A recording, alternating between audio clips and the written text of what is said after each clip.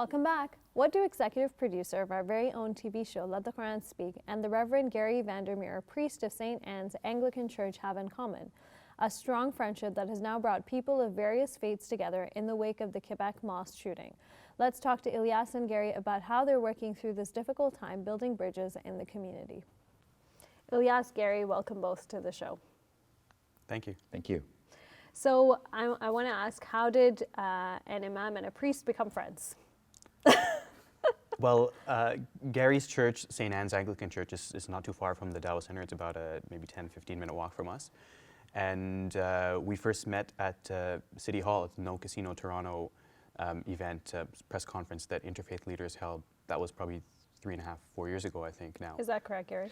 That's right. And when I found out Ilyas's mosque was so nearby, so close, I was immediately interested because our church tries to be really engaged in the neighborhood. And here we have a neighborhood mosque. We should know them. We should go out and have coffee, and we should figure out if we can share in any common purpose.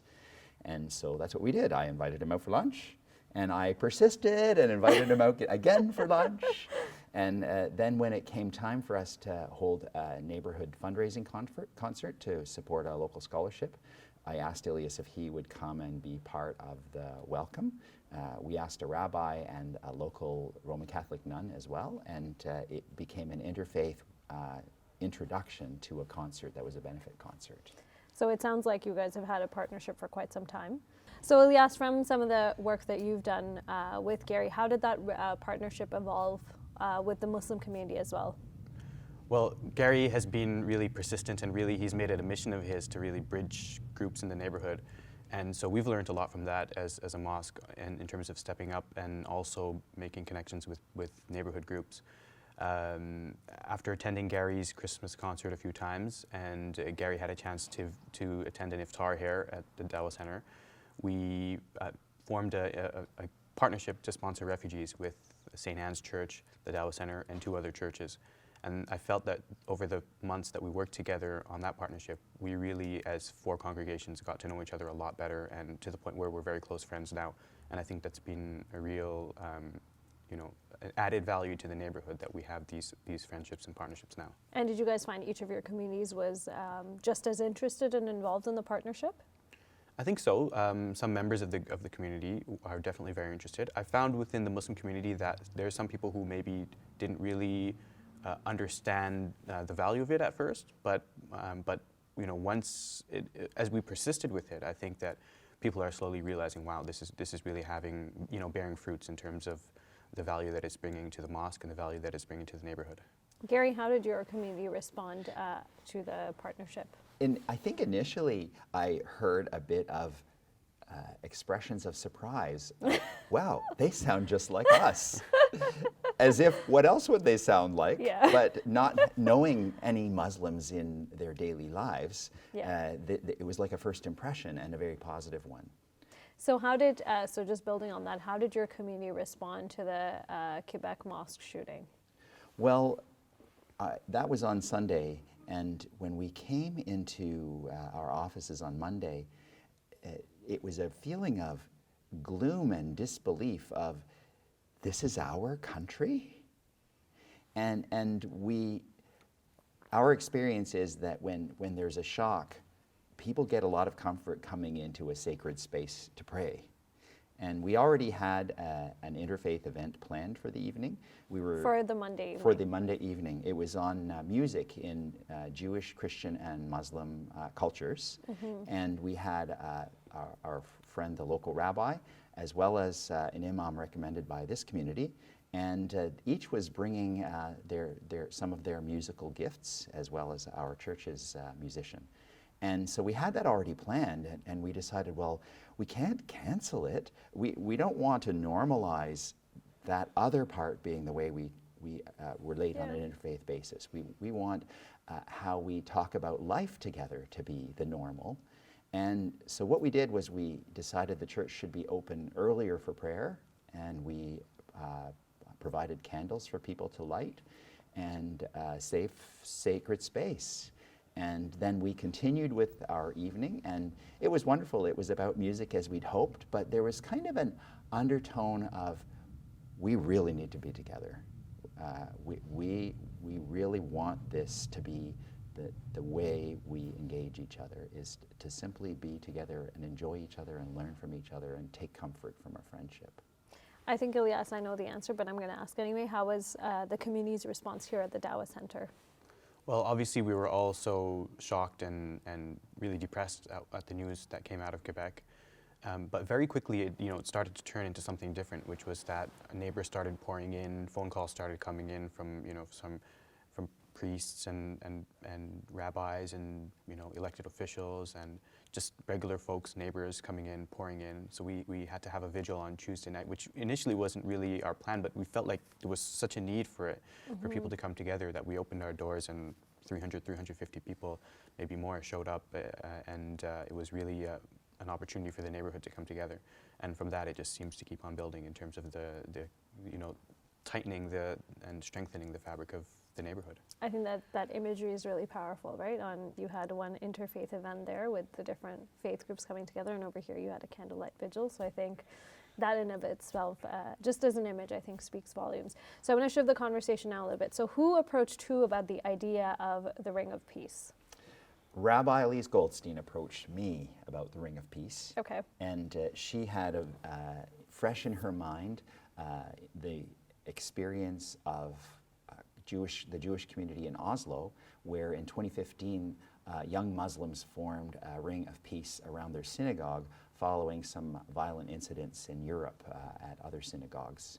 And the Jewish community always remembered that. This has been part of how they speak about friendship. And so it was fresh in her mind, and she had this great desire that we do this together.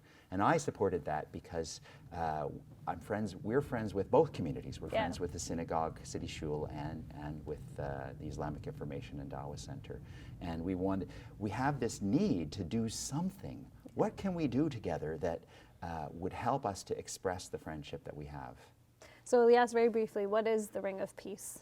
The Ring of Peace is this, really amazing initiative where, folks from the City Shul, that's Rabbi Elise Goldstein's congregation, and St. Anne's, and also so many other congregations joined in once they heard about it. But we had, I'm not sure how many folks did we have out there? I think there were 200 people, yeah. and we had no idea how many there would be. So we asked people to RSVP, and we got way more than responded.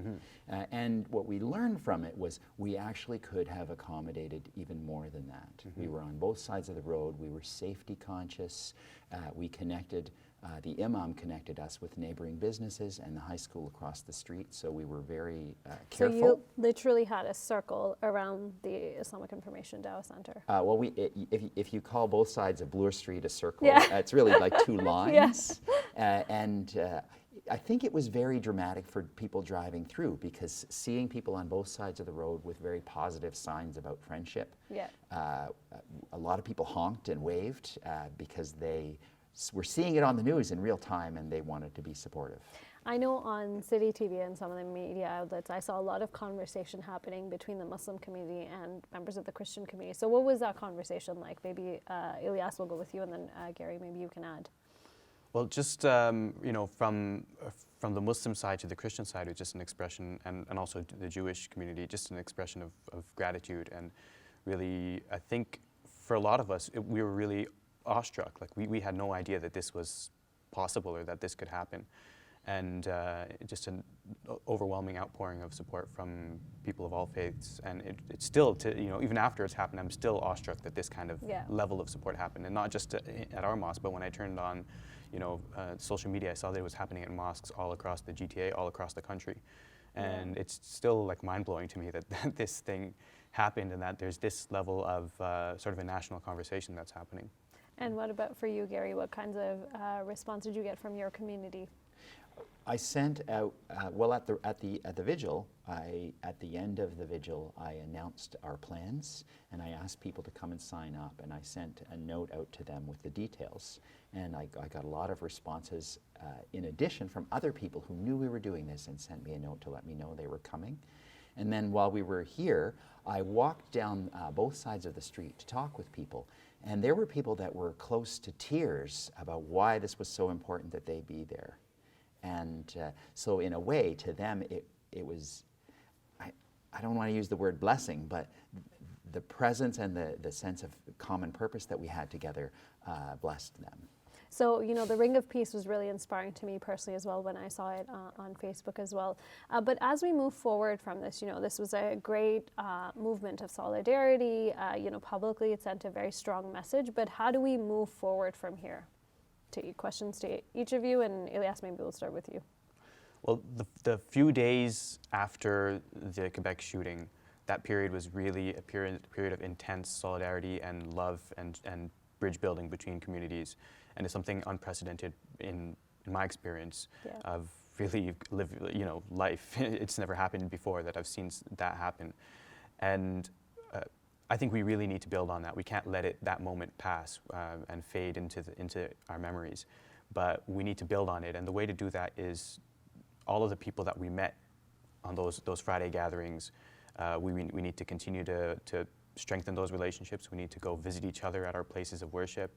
And we need to start having more conversations. As, you know, Gary has been leading with Christians and Muslims learning circles that happen every few months. That's something that needs to continue to happen. But I think also we need to reflect on the Quebec shooting and why that happened, and the fact that there's so much racism that still exists. There's so much white supremacy that's still a very powerful force, especially on the internet. There have been a lot of good articles, but whenever I look at the articles that relate to Muslims, I always look at the comments or the number of dislikes on it, and I'm wondering where are these people? They're out there on the internet and they're influencing, you know, people who are ready to tip over and potentially be, you know, quote unquote radicalized. Mm-hmm. So I think we need to have serious conversations about that, and it starts by building bridges first of all, and then once those bridges are built, then we can have more serious conversation. Gary, just building on the comment Ilyas made, how do we, how do we address this radical white movement that we're seeing? I see it in two steps. One is we need to work at normalizing the way we already are starting to relate with each other. So working together on common purposes, eating together, praying together, even talking about our faith and about God and learning how our approaches are different from each other, but from the prior understanding that we're already united as brothers and sisters. Mm-hmm. We need to normalize all of that and feel safe around each other so that we can then talk about topics that are harder to analyze. And how do we talk about those harder topics? So I think we need to do some learning. We need to learn about how people get radicalized.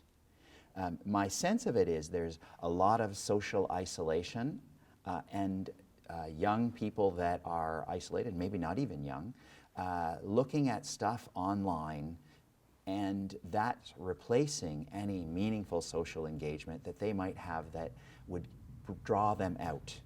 And it becomes a loop of constantly hearing the same things, and that the radicalization is somewhere in there. And we need to figure out how to reach that before it becomes radicalized. Any preliminary thoughts on how we do that? How do we reach out to the isolated individuals who obviously come together as groups to carry out these types of attacks, unfortunately? I honestly don't know, because when we have events with St. Anne's or with other churches and synagogues in the neighborhood, we're in a way preaching to the choir, and that everybody already has a common understanding that we need to be doing this and we need to be united.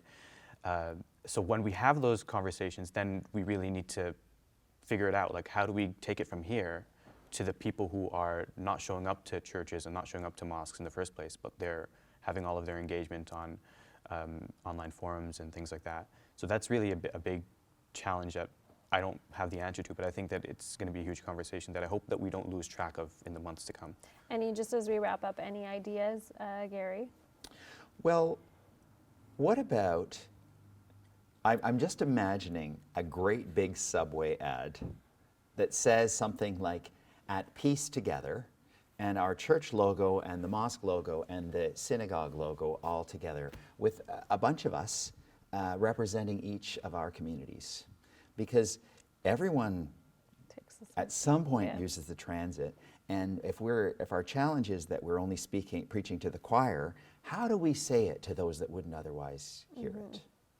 I think, you know, obviously there's a lot more to be had, so hopefully we'll get you guys back on once you have more conversations, and we'll see how we can tackle this issue. So thank you very much to both of you for taking time and coming on. Thank you. It's a pleasure. Thank you. Hey YouTube, we hope you benefited from this video. If you liked it, or if you didn't, let us know in the comments below. And if you're interested in learning more, check out some of our other videos. And don't forget to subscribe so you can get new videos every Monday, Wednesday, and Friday.